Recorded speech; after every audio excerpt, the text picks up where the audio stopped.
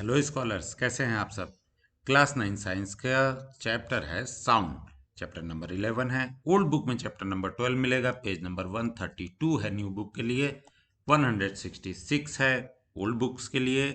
इस page number पे कुछ इन टेक्स्ट क्वेश्चन हैं, उनको करेंगे आज के वीडियो में। तो चलिए शुरू करते हैं। पहला क्वेश्चन क्या है? Which wave property determines loudness and pitch. Wave की कौन सी ऐसी प्रॉपर्टी है जिससे हम लाउडनेस के बारे में जान पाएंगे और पिच के बारे में जान पाएंगे। चलिए देखते हैं। लाउडनेस क्या है? Loudness is determined by the amplitude of a sound wave. Okay, loudness को हम एम्पलीट्यूड से डिफाइन कर सकते हैं, या एम्पलीट्यूड के थ्रू हम ये जान सकते हैं कि कोई साउंड कितनी लाउड है। एम्पलीट्यूड क्या होता है? The amplitude of a wave refers to the maximum displacement of particle in a medium from their rest position. In the context of sound wave, a higher amplitude correspond to a louder sound. जितना amplitude ज़्यादा होगा उतना ही sound louder होगा। In fact loudness जो है वो proportionate होती है एम्पलीट्यूड के स्क्वायर के।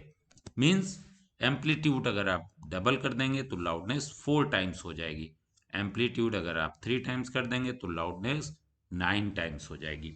ओके, और एम्पलीट्यूड क्या होता है? आप जब वेव की फॉर्म में देखते हैं किसी साउंड को तो क्या होता है? ये एक वेव है, तो ये मैक्सिमम डिस्प्लेसमेंट है एक मीन पॉइंट से, इसको हम मीन पॉइंट बोलेंगे। और ये मैक्सिमम डिस्प्लेसमेंट है तो इसको हम एम्पलीट्यूड बोलेंगे। Okay, this is called amplitude. Pitch क्या है? Pitch is determined by the frequency of A sound wave. The frequency of a wave is the number of cycles it completes in a unit of time.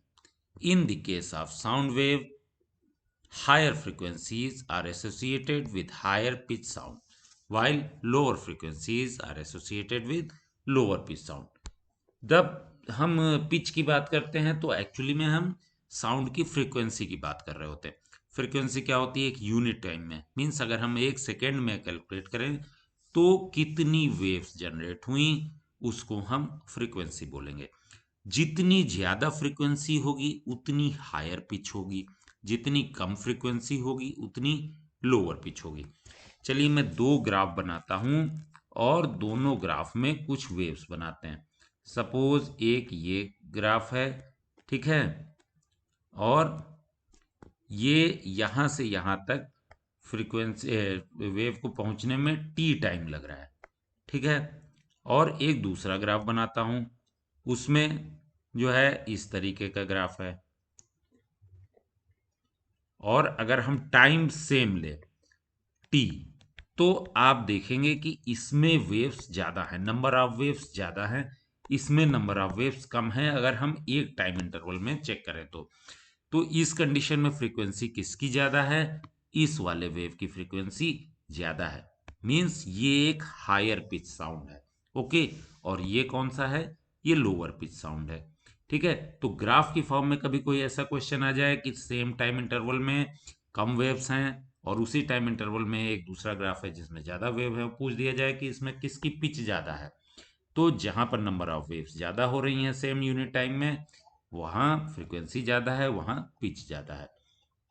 और इसी context में हम loudness को भी चलिए देखते हैं।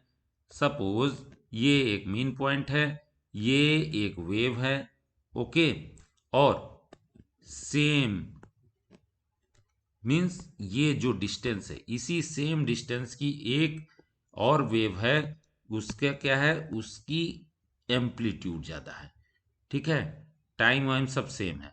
तब अब ये जिसका एम्पलीट्यूड ज़्यादा हो गया उसकी लाउडनेस ज़्यादा हो जाएगी। और कोई क्वेश्चन ऐसा हो जाए कि एम्पलीट्यूड यहाँ ए है और ये एम्पलीट्यूड उसका डबल हो गया, 2a हो गया, तो लाउडनेस कितनी हो जाएगी? 4 टाइम्स हो जाएगी। क्यों? क्योंकि लाउडनेस जो है एम्पलीट्यूड के स्क्वायर के प्रोपोर्शनेट होती है। ओके, चलिए नेक्स्ट क्वेश्चन क्या है? Guess which sound has a higher pitch, guitar और a car horn. Car horn या गिटार, इनमें से किसकी पिच ज्यादा है? ठीक है, a guitar typically produces sound with a higher pitch compared to a car horn. जो एक गिटार है उसकी साउंड कैसी है, वो हायर पिच की है, और कार हॉर्न की जो साउंड है वो लोअर पिच की है। ठीक है, तो यहाँ अगर हम पिच की बात करें तो गिटार में तो डिफरेंट डिफरेंट अलग अलग स्ट्रिंग्स होती हैं, उनसे आप अलग अलग पिच के साउंड क्रिएट कर सकते हैं। ठीक है, लेकिन अगर आप उसको कंपेयर करने जाएंगे कि किसी कार के हॉर्न की साउंड की पिच क्या होगी और इसकी पिच क्या, तो कार के हॉर्न के साउंड के रिस्पेक्ट में आपको गिटार की हायर पिच मिलेगी।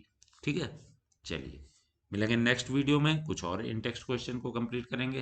Till then bye.